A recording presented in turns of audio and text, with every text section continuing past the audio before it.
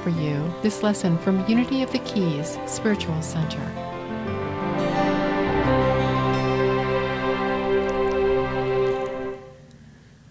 Who are we?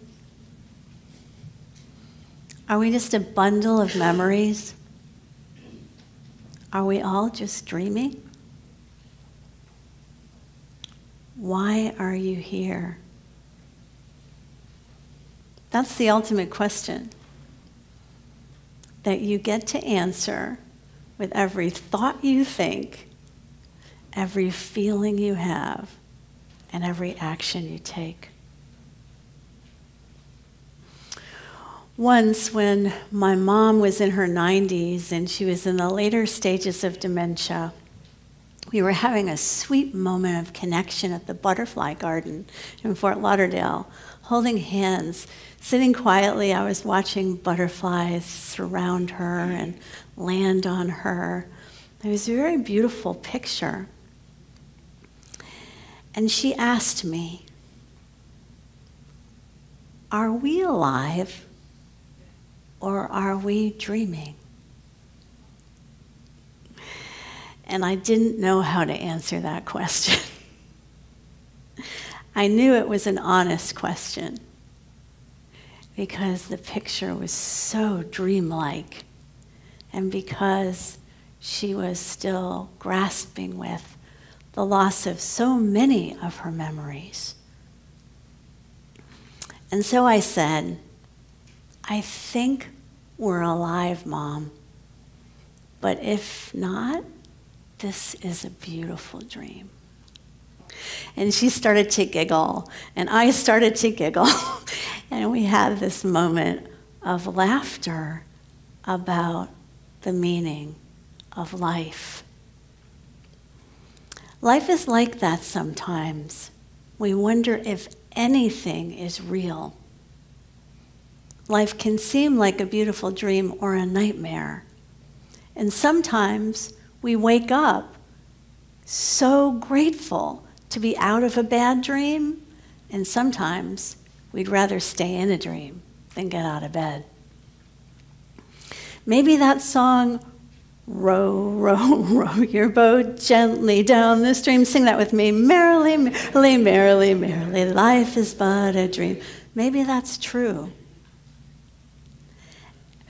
And if it is, then maybe we should make it a good one. In the Zoroastrian religion from Persia, they say, think good, be good, do good. If you make the mind beautiful, life will become beautiful.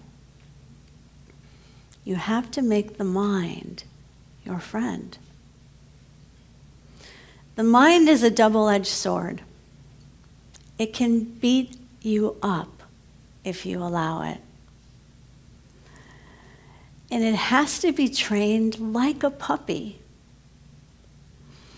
If you beat up your own mind for what it's showing you and how it's thinking, if you put yourself down, shame yourself, reject yourself for what you think, because you're not feeling good enough or smart enough, your self-loathing will make you disturbed, just like a puppy that gets punished when it doesn't come fast enough. Have you ever seen that? And then it gets punished so much for not coming when the owner wants it to, it starts running around like a crazy dog because it doesn't know what the owner really wants. You have to welcome all your emotions and negative thoughts like a friend, with curiosity and compassion. How many of you know Jalaluddin Rumi's poem, "This Human Being is a Guest House"? No? It's an incredible poem about embracing all of our human emotions on the spiritual path. This is what Rumi says. This human being is a guest house. Every morning, a new arrival, a joy, a depression, a meanness, some momentary awareness comes like an unexpected visitor.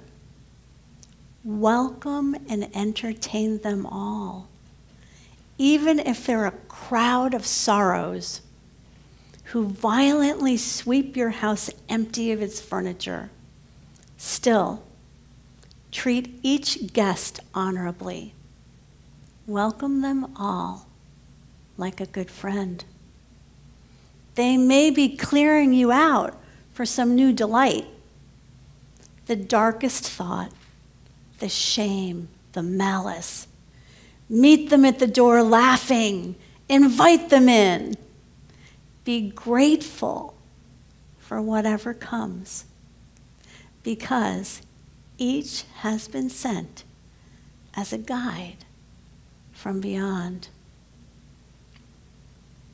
That might sound different than some of the teachings in Unity, because truth is paradoxical. I didn't say pitch a tent in your emotions. I didn't say go out and proclaim your emotions to all your friends and get bonded in your negativity. I said, and Rumi's saying, embrace them in the moment they come up. I once worked as a Christian therapist in a recovery program, and there was so much drama going on that I decided to offer the community what I called a CBT tune-up. Is anyone familiar with cognitive behavioral therapy? Okay.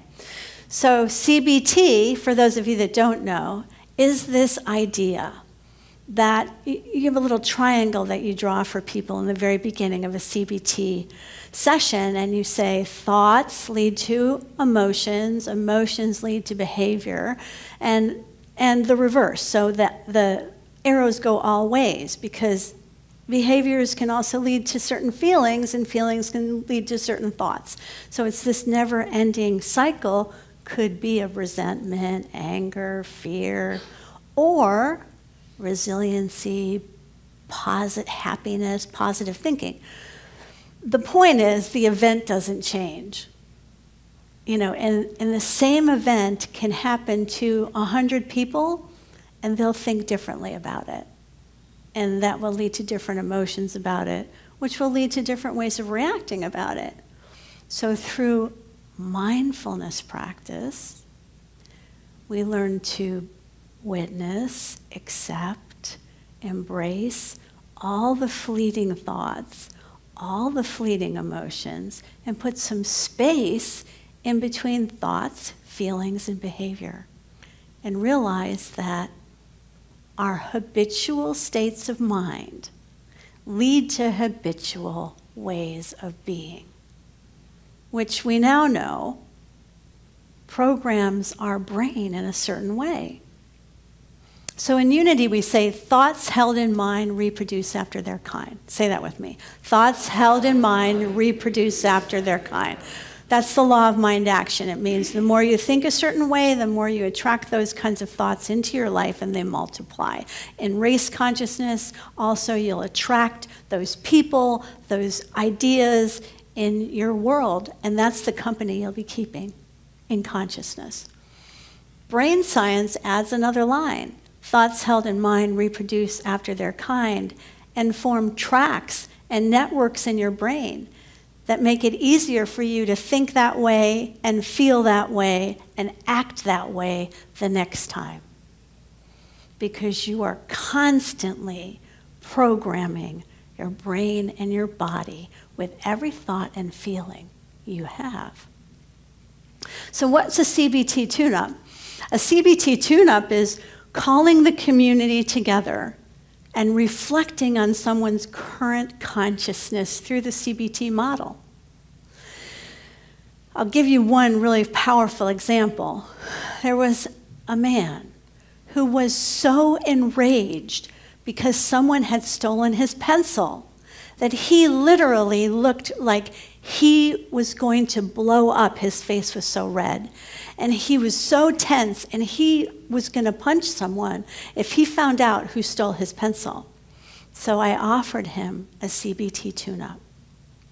And the community gathered, and I said, tell me what you're thinking. And he had so many horrific thoughts.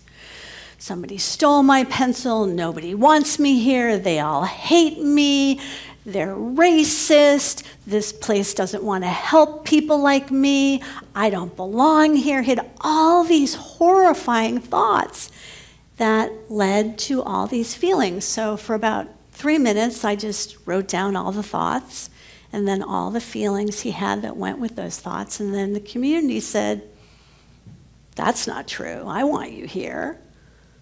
And they gave him a frame of reference for his thoughts. And as they did, he began to remember.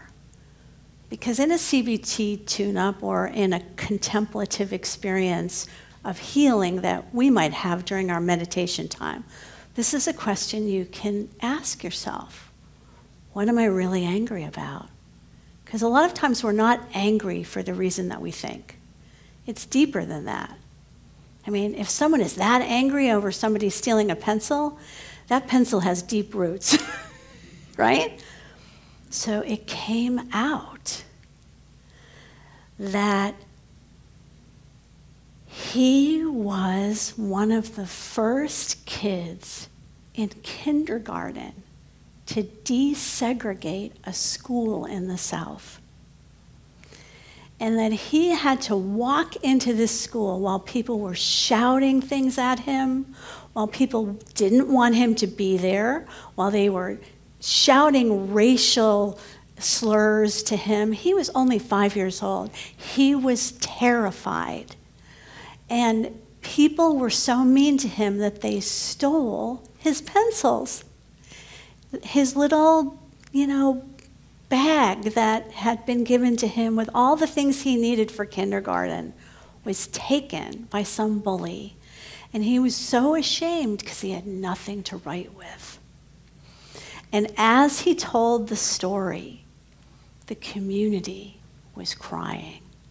And people spontaneously were giving him pencils and pens and markers and notepads.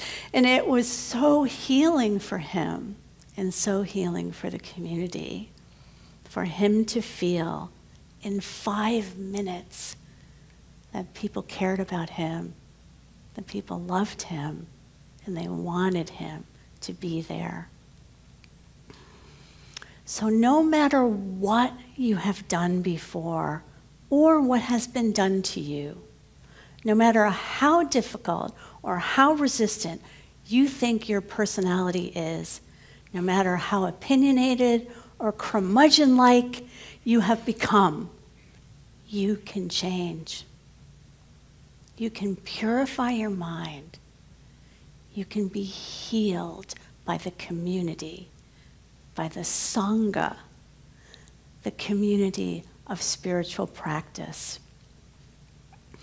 That's why 12 steps and joining in a program or joining with people in a meeting is so effective, because we can heal each other through our love and acceptance in ways that are difficult for us to accept and to love ourselves. That's one of the great benefits of this community. You can reconstruct your thought patterns, reprogram your brain, download joy, have positive thinking on demand through mind training and meditation. Even if you've had so much chaos in your life, you can close that chapter. Or as Jesus said, you can go into the closet and close the door and come out with a new and better consciousness. and co-create a new and better life. And live in consciousness in the more beautiful world that we all know is possible. And if enough of us do, it will become manifest in this dimension as well. Brooding over the past is a waste of time and energy. Anger is not smart.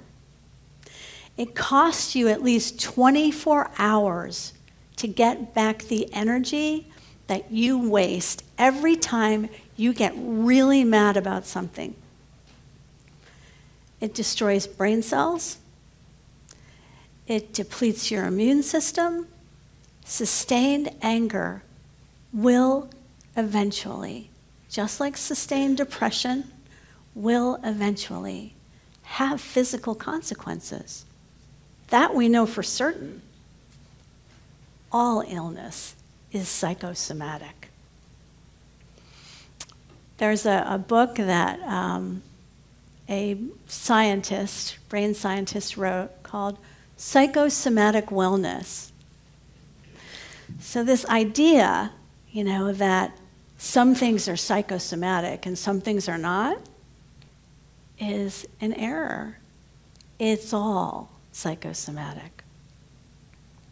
Because you can't take your psyche out of your soma. The mind is in the body. And the more scientists study the brain, the more they realize the brain is not just in the head. The brain is a network of pathways, a network of chemicals, a network of hormones that are constantly communicating from the tips of your toes to the top of your head and beyond. Unity practices help us to replace old unhealthy thoughts with new ideas that uplift, inspire, and create positive energy flow through you and out into the world. If we can practice these teachings, still the mind, stop the negative chatter, and find peace, find and enfold and embody love, then we can have it between and among all of us. When one person is lifted, everyone is lifted up. It's subtle, but you can feel it when someone in a really good mood enters the room.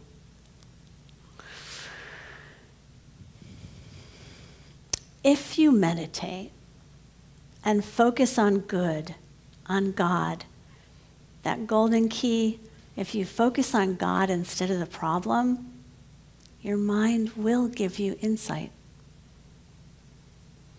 You can develop your inner nature through mindfulness practice, through just sitting in the silence. Intellect is full of tension. Especially in this culture, intellect is hyperactive. Because from childhood, we have been trained to be quick-witted, to think on our feet, to think fast. But quick thinking is not always helpful on the spiritual path. Many problems cannot be solved intellectually. Many current issues have no apparent solution. Sometimes we simply can't fathom the far greater thing that is going on than we can currently see. So I'd like to close with an affirmation and a story. You may have heard it before. I'm going to tell it to you in my own way, and I'd like you to participate with me by saying this together at certain times. It could be good. It could be good. It could be bad. It could be bad. All I can really say for certain is this is what's happening right now. Thank you, God. One more time. It could be good. It could be bad. All I can really say for certain, this is what's happening right now. Thank you, God. You got it.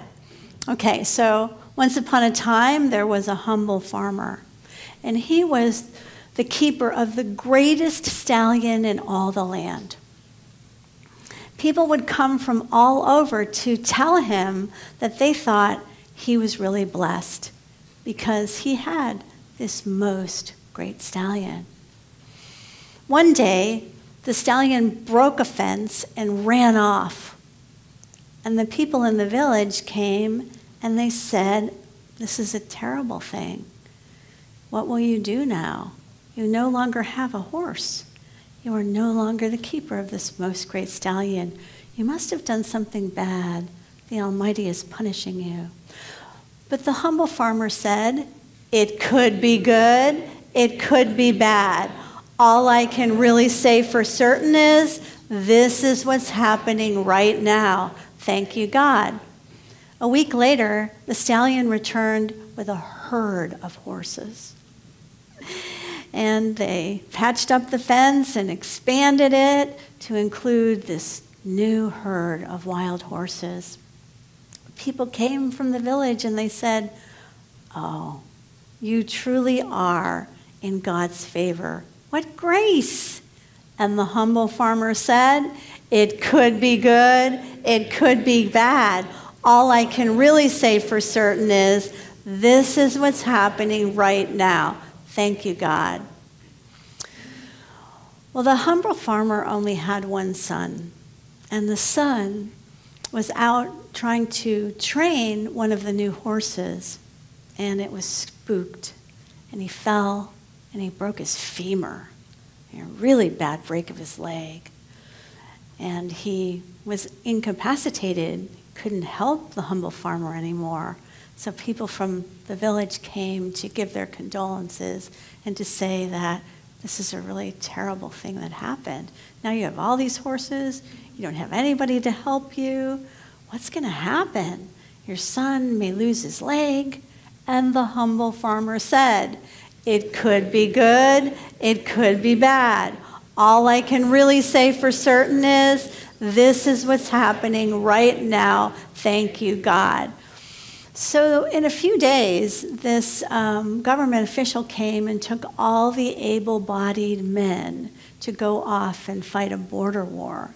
But the humble farmer's son could not go because he was not able to walk. So the people from the village came and said, "What? Wow, what a boon, what a blessing." But what did the humble farmer say? "It could be good, it could be bad. All we can really say for certain is this is what's happening right now. Thank you, God." So this is our practice. We trust, regardless of appearances, that there is a far greater thing going on than we might be able to currently see. And we rein in our own negative thoughts and judgments. We surrender. And we take whatever troubles us onto our meditation cushion or chair. Meditation and prayer helps to evolve our soul awareness of our own beneficial, basic goodness. Experience is created by our thoughts. So take time every day to pray affirmatively. Train your mind like a good puppy to be your best friend. Discipline your mind like a good puppy to sit down and be still. Trust God, your Lord within, the Good Shepherd, to help you develop your abilities. As you understand more the unity that lives within, and begin to think of yourself truly and honestly as successful, healthy, happy, harmonious, loving, wise, prosperous, your mind and life, in the words of my teacher Bhante, will become green and fresh. And you will be filled with divine contentment. Thank you.